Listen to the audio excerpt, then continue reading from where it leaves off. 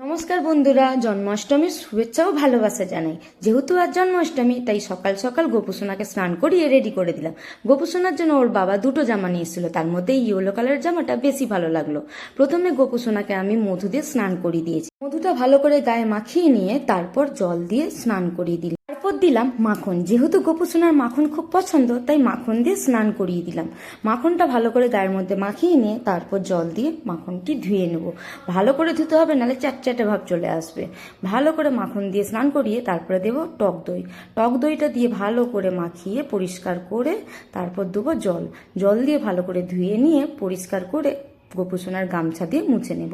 এই গামছাটি গোপুসোনার জন্য নতুন কেনা হয়েছে, পুরাতন গামছাটি আর ইউজ করলাম না। গোপুসোনাকে ভালো করে মুছিয়ে নিয়ে এবার পরাবো ড্রেস। এই ইয়েলো কালারের ড্রেসটা দেখুন কত সুন্দর না? ব্লুটাও খুব ভালো, কিন্তু ইয়েলোটা বেশি ভালো লাগছে। তো আপনারাই বলুন কোনটা বেশি ভালো লাগবে।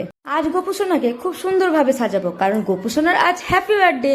Happy birthday Gopusona. গোপুসোনাকে কিন্তু এই ইয়েলো কালারের ড্রেসটা দারুণ লাগছে। তারপর পরিয়ে দিলাম মুকুট।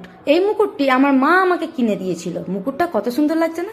তারপরে গোপুসোনাকে সিঙ্গার করে দিলাম। যেহেতু আজ বার্থডে, তাই একটু সাজুগুজু তো করতেই হবে। আর দেখুন কত সুন্দর লাগছে। তারপর গোপুসোনাকে দিলাম বাঁশি। বাঁশি ছাড়া তো গোপুসোনাকে মানায় না। এই বাঁশিটাও আমার মা আমাকে কিনে দিয়েছিল।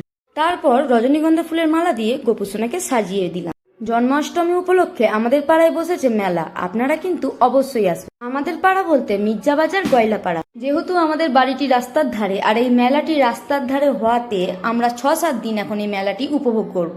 এইদিকে গোপুসোনাকে রেডি করে আসনে বসিয়ে দিয়েছি। তারপর ওর খাবারটা রেডি করে নেব। খাবারে ছিল অনেক রকমের নাড়ু। ও যে নাড়ুগুলো খেতে ভালোবাসে। যেহেতু আমাদের মেদিনীপুরে সবকিছুটাই কিনতে পাওয়া যায়, তাই প্রত্যেকটি জিনিসই ছিল কেনা।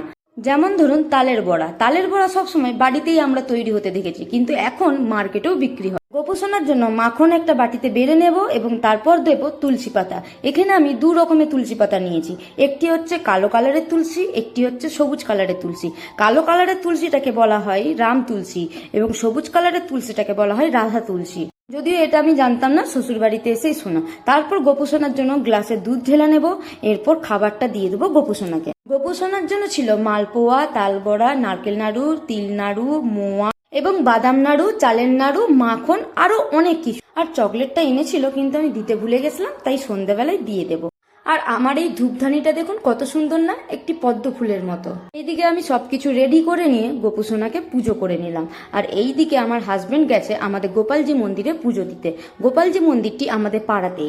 আমাদের গোপাল যতক্ষণ না মেলা পরিদর্শন করবে, ততক্ষণ পর্যন্ত কিন্তু মেলা শুরু হবে না। এই নিয়মটি প্রতি বছরই কিন্তু হয়ে এসছে। যেহেতু আমার এই নতুন রুমটিতে কেউ থাকে না, তাই জগন্নাথের রথটি আমি এই রুমটিতেই রেখেছিলাম, আর তার পাশেই করেছিলাম গোপুসোনার পুজো। সত্যি বলতে আমি যখন গোপুসোনার পুজো করছিলাম, তখন কিন্তু আমি রথটিকে লক্ষ্য করিনি। আর তারপর যখন পুজো করে উঠলাম, উঠার সময় লক্ষ্য করলাম জগন্নাথের মূর্তিটি। ভগবানের কত লীলা দেখুন। গোপুসোনার সাথে সাথে জগন্নাথও আমার কাছ থেকে পূজা নিয়ে নিল। তো আমার গোপুসোনাকে কেমন লাগছে অবশ্যই জানাবেন। আর সবাই বলুন রাধে রাধে, হরে কৃষ্ণ হরে কৃষ্ণ।